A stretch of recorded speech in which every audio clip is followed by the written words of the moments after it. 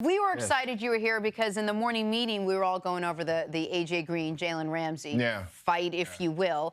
And I wouldn't call you a spicy wide receiver, but you got into it a little bit in your time. Yeah. First of all, what did you think when you saw it? And give us a little bit of background. Like, how fired up do you have to get where a game that's already so physical ends up going in that direction? Well, I mean, those two teams, they're rivals, too. And it's a division game.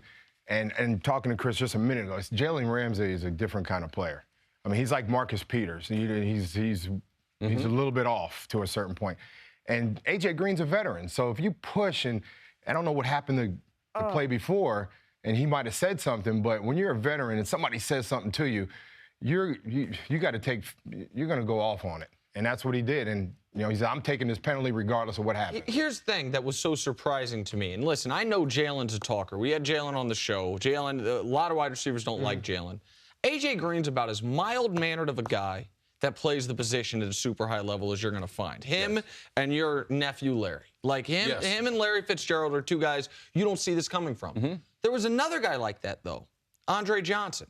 He was mild-mannered. And one game about 10 years ago, he had enough from Cortland Finnegan, and he gave Cortland Finnegan that two-piece, ripped his helmet off.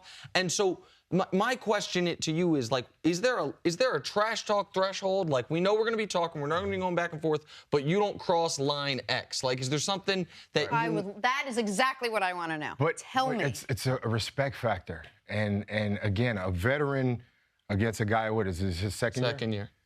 The respect factor, you got to respect me regardless of who you're going against. Yeah, you got to respect Cris, what I've accomplished. What have I accomplished? Have some respect for the game. Guess what? I might make you better today. You don't know. Yeah, the thing about it, anytime you get into personal conversation, it's not about your stats. It's not about what you're going to do that day. A lot of times it might be your manhood. Might say something a little from using a homophobic terms. That's what Odell Beckham, he got into one of his scuffles for. Right. But DBs are supposed to talk garbage. They're supposed to talk trash to get you distracted. Now, of all the players, I'm just going to tell you, A.J. Green is like the guy in the office. He's great at his job. He's really, really quiet. But when he decides to go off, you better leave the office, because he's mad for a reason. Now, I'm not going to justify grabbing someone around the neck and throwing the punches, but this is what I do know. I know A.J. Green, and I know his character. Now, he probably will be suspended for this. This is totally out of character for him, so it's the stuff that leads up to this. Now, Jalen, he looked very, very innocent, but if you watch some of the videos and stuff that he said about other receivers, and he loves to engage in trash talking the whole way. So for me, I'm not going to throw a punch. I'm not going to hurt my hand. I'm a wide receiver, and I'm not going to get thrown out of the game, which hurts my team. So Jalen, he shouldn't have gotten thrown out of the game. He actually won this mental gymnastics battle with A.J. Who were the corners when you guys were playing that talked the most?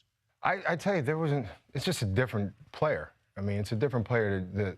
The Rod Woodsons and the Deion Sanders and those guys, they just went out and played. And you know, you had Neas Williams. You had to bring your bag lunch every weekend. And you better have an apple in there. You better have a sandwich. You better have a snack in there. And your bag better be full when you go against these guys every single Sunday. Typically, the guys who talk the most trash aren't the guys who have a decent resume. So for me, if they talk trash to me, I'm coming from A.J. and Andre. For one, you're going to respect me. You're going to respect what I've accomplished in this league. And then I typically come back with, you know something? You weren't even on the scouting report with your sorry self. Matter of fact, after this game, everyone's going to know you. Your high school teacher going to know you. Yeah. So you have to be able to fire back with something. For me, I'm a person, I can engage in trash talking, and it's not a matter of motivating me, but I can play the game that way. Everyone can't play the game that way. Dre doesn't play the game that way. He's quiet, he's methodical. I'm getting ready to put this ball in the end zone, and that's going to hurt you. Now, on the Buffalo Bills, he had a bunch of other crazy guys on the team, so he was the quiet one. I just can't believe that grown men find themselves like susceptible to this. Like grown men can be affected by Jenna, it's by combat sports. Talking dirty or Jenna, talking trash. Talking dirty affects grown men in a different way. And that's a different television show that's not on this network. Hey. How it's combat sports.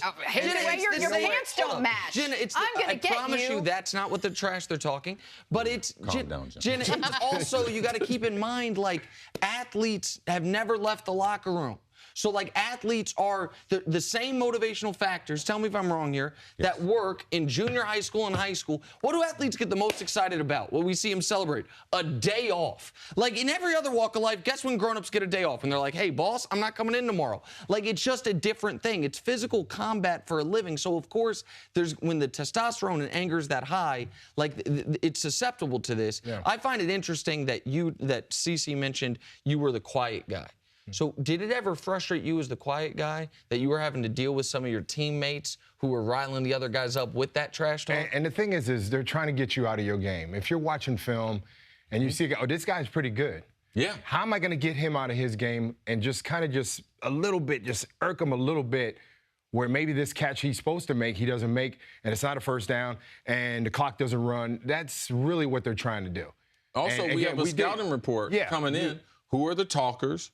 Who are the guys who don't talk a lot, what their personalities are. So you get a lot of that going into the game. Now, I think it would be safe to say that AJ, this is his first time going against Jalen, all right? Because they don't see each other, right. with the Bengals being in the north and Jacksonville being in the south. So a lot of times you don't know how dirty a guy is or the things that he's going to say that are offensive. So AJ, I think it caught him by surprise that a young player was going to disrespect him at this level. But if you had known the scouting report on Jalen, you should have been expecting it. Yeah, and he's a man, too, man. They're both men. They're grown men playing a game, even though it's a kid's game. But there's some pride on both sides of the ball. Every time you put that helmet on, there's pride that you have, whoever you're playing for. So and you knew it was coming. Jalen Ramsey talked trash to Steve Smith as a rookie. Yeah, I mean, like, this is the MO on Jalen Ramsey. Andre, you don't remember, I covered your team 100 years ago. You didn't play 100 years. Thank you. I appreciate sports. I was covering sports 100 years ago. No, that was a great Bills locker room with Thurman Thomas and Jim Kelly, you were there. Bruce Smith. Bruce Smith was there. And it was just a great, great locker room. I just wonder what you think of the Bills this year, and if you can give me a quick little scouting report. Do you see this Buffalo Bills team making the playoffs? Man, I've been 17 years. That's the number. Trying to get in the playoffs for 17 years. And you guys have talked about them all year and the things that they've been doing. They've been winning with defense this year. There's no doubt about it. Their offense has to pick it up. Tyrod has been on the cusp ever since he's been there. Is he the quarterback? Is he the franchise? Are they going to get somebody else? Is this Peterman kid? They're going to put him in. We know this is a quarterback-driven league.